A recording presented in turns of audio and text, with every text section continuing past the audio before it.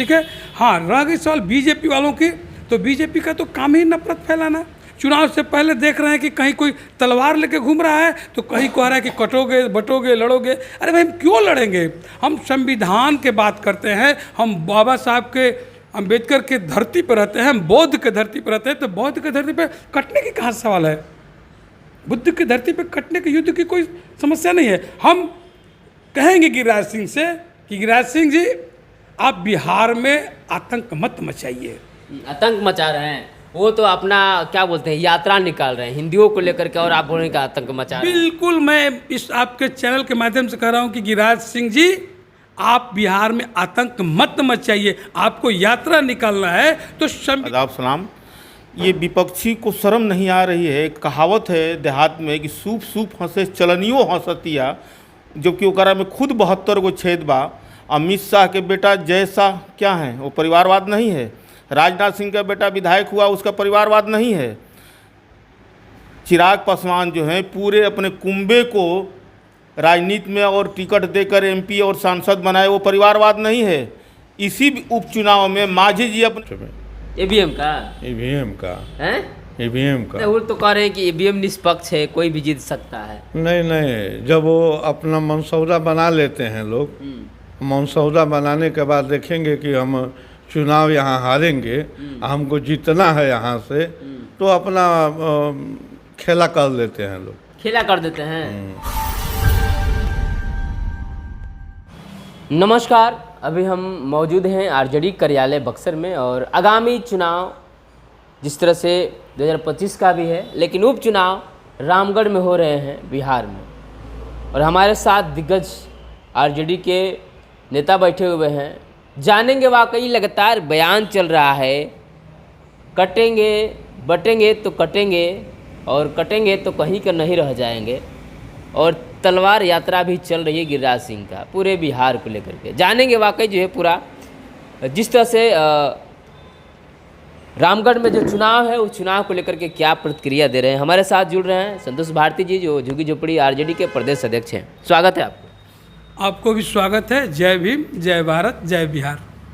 लगातार देखा जा रहा है कि बिहार में उपचुनाव है रामगढ़ में, लेकिन बीजेपी दावा ठोक रही है कि अब की बार बीजेपी की वहाँ कैंडिडेट जीतने वाले हैं। कहाँ तक आप सही सहमत मानते हैं? देखिए, रामगढ़ की चुनाव जो है वो रामगढ़ की गरीब जनता, किसान, मजदूर, नौजवान, ये लोग चुनाव लड़ रहे हैं। और चुनाव लड़ रहे हैं तो निश्चित तौर से वहाँ जो लालटेन का जो चुनाव चिन्ह है, जो हमारे जो उम्मीदवार हैं अजीत कुमार सिंह, वो चुनाव जनता के बल पे लड़ रहे हैं, और चुनाव वो जीत चुके हैं। इसमें कहीं दो मत नहीं है। वहाँ प्रत्येक जाति के वोट मिल रहा है, ठीक है।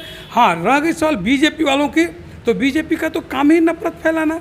चुनाव से पहले देख रहे हैं कि कहीं कोई तलवार लेके घूम रहा है, तो कहीं कह रहा है कि कटोगे बटोगे लड़ोगे। अरे भाई, हम क्यों लड़ेंगे?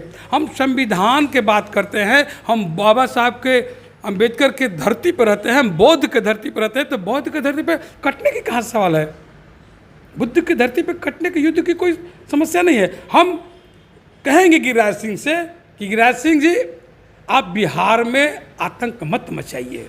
आतंक मचा रहे हैं, वो तो अपना क्या बोलते हैं, यात्रा निकाल रहे हैं हिंदियों को लेकर के, और आप बोलने का आतंक मचा रहे हैं। बिल्कुल, मैं इस आपके चैनल के माध्यम से कह रहा हूं कि गिरिराज सिंह जी, आप बिहार में आतंक मत मचाइए। आपको यात्रा निकालना है तो संविधान यात्रा निकालिए, संविधान हाथ में लेकर घूमिए, ताकि गरीबों को न्याय मिल सके, ताकि बिहार का विकास हो सके। त्रिशूल से, कहीं त्रिशूल से विकास हुआ है क्या? कहीं बंदूक से विकास हुआ है क्या? कहीं गोली से विकास हुआ है क्या? कहीं भाला से विकास हुआ है? तो भाजपा वाले लोगों से मेरा अनुरोध होगा कि अगर निकालना ही यात्रा है तो संविधान यात्रा निकालिए, ताकि लोगों को न्याय मिल सके। बीजेपी के लोग कहते हैं कि जो महागठबंधन के लोग हैं, आरजेडी के लोग हो, संविधान का डर दिखाकर चुनाव जीतते हैं, लेकिन संविधान पर खड़े नहीं उतरते हैं। देखिए, जो कहता है वो बेशर्म है। आज़ादी के बाद बीजेपी की सरकार में संविधान की प्रति को जलाई गई दिल्ली में, और ये बेशर्म लोग कहते हैं कि संविधान पे खतरा नहीं है। मैं कहता हूँ कि बीजेपी के सरकार में संविधान पे खतरा है, मानवता पे खतरा है, मानव पे खतरा है। संविधान के क्या होगा रामगढ़ चुनाव में? कितना तक आप लोग की भागीदारी रहेगी वहाँ? देखिए, निश्चित तौर से मैं पहले ही कह दिया कि रामगढ़ के चुनाव रामगढ़ की जनता लड़ रही है, और जब जनता चुनाव लड़ती है तो जीत का कोई फासला नहीं रहता है। मेरे समझ से कम 30,000 से ऊपर वोट से हम चुनाव जीतेंगे। 30 से नीचे नहीं, 30 से ऊपर जीतेंगे चुनाव हम, कहीं दो मत नहीं इसमें। चलिए, बहुत बहुत धन्यवाद। लगातार आप देख रहे हैं कि 30,000 से प्लस चुनाव लड़ेंगे, लेकिन ऐसा रहा है कि लगातार विपक्षी कह रहा है कि सांसद चुनाव में जो प्रदेश अध्यक्ष आरजेडी की उनका ही बेटा लड़े, और विधायकी के उपचुनाव में भी वही लड़ रहे हैं। ऐसा क्या हो गया है कि उन्हीं को आरजेडी जो है पूरी सीट दे रही है? देखिए, सबसे पहले आपके चैनल को मैं नमस्कार करता हूँ, सभी श्रोताओं को भी आदाब सलाम। ये विपक्षी को शर्म नहीं आ रही है। एक कहावत है देहात में कि सूप सूप हंसे चलनियो हंसतिया, जबकि ओकरा में खुद 72 गो छेद बा। अमित शाह के बेटा जैसा क्या है, वो परिवारवाद नहीं है। राजनाथ सिंह का बेटा विधायक हुआ, उसका परिवारवाद नहीं है। चिराग पासवान जो हैं पूरे अपने कुंबे को राजनीति में और टिकट देकर एमपी और सांसद बनाए, वो परिवारवाद नहीं है। इसी उपचुनाव में मांझी जी अपने बहू को टिकट देकर चुनाव लड़ाए, वो परिवारवाद नहीं है। तो वो लोग क्या दूसरे पर हंसेंगे जिनमें अपने 72 को छेद है? क्या लगता है कि रामगढ़ से क्या होगा आरजेडी के लिए? रामगढ़ से आरजेडी का सीट है, आरजेडी चुनाव जीतेगी। बीजेपी कह रही है कि कुछ नहीं दिख रहा है वहाँ आरजेडी का। अब उसकी नज़र पता ना कौन सा चश्मा से देख रही है, टीना उना का चश्मा लगा के देख रही है क्या? लगातार एक बात आ रही है सांसद जी को लेकर के कि सांसद जीतने के बाद लोग उन्हें तवज्जो नहीं दे रहे हैं, और सांसद महोदय पर आरोप लग रहा है कि अनाप शनाप सांसद महोदय बोलते रहते हैं आरजेडी के। पता ना किसको अनाप शनाप बोले, हम तो नहीं जानते, लेकिन हमारे जुझारू सांसद, लोकप्रिय सांसद आज तक तो किसी को नहीं बोले हैं। हम लोग के बक्सर में वैसा सांसद अभी नहीं मिला होगा, इतना कर्मठ। जो सांसद सत्र चलने के बाद वो क्षेत्र में रहो, 24 घंटा 7 दिन क्षेत्र में रह रहा हो, वैसा सांसद को लोग कह रहे हैं। शर्म आनी चाहिए इन लोगों को कि 15 साल में ये लोग क्या किए हैं। देखिए, लगातार यहाँ बात पूरे रामगढ़ क्षेत्र की है, और रामगढ़ को लेकर के चुनाव जिस तरह से हो रहा है, और इसको लेकर के सर नाम आपका परिचय जाना चाहेंगे? मेरा नाम जुल्फ़िकार खान, बक्सर जिला राष्ट्रीय जनता दल के जिला कोषाध्यक्ष। लगातार कहा जा रहा है आप बुजुर्ग हैं, चुनाव अब ईवीएम का कमाल है, बैलेट का कमाल हुआ करता था। क्या लगता है कि अगर ईवीएम में गड़बड़ी हो जाएगी तो और लोग जीत पाएंगे?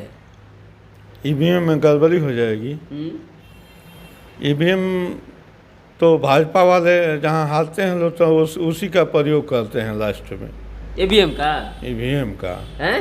ईवीएम का वो तो कह रहे हैं कि ईवीएम निष्पक्ष है, कोई भी जीत सकता है। नहीं, जब वो अपना मनसौदा बना लेते हैं लोग, मनसौदा बनाने के बाद देखेंगे कि हम चुनाव यहाँ हारेंगे, हमको जीतना है यहाँ से, तो अपना खेला कर लेते हैं लोग। खेला कर देते हैं, उसमें कोई दो मत नहीं है। नहीं है। रामगढ़ में क्या होगा आप लोग? रामगढ़ में हम लोग जीतेंगे, जीतेंगे एकदम। विपक्षी तो कह रहा है बीजेपी की कहने बस की बात दीजिए नहीं है उसको। जीतने। नहीं, रामगढ़ हमारा है। हाँ, हम रहेंगे, रामगढ़ में रहेंगे। देख लीजिए, क्या नाम हुआ आपका?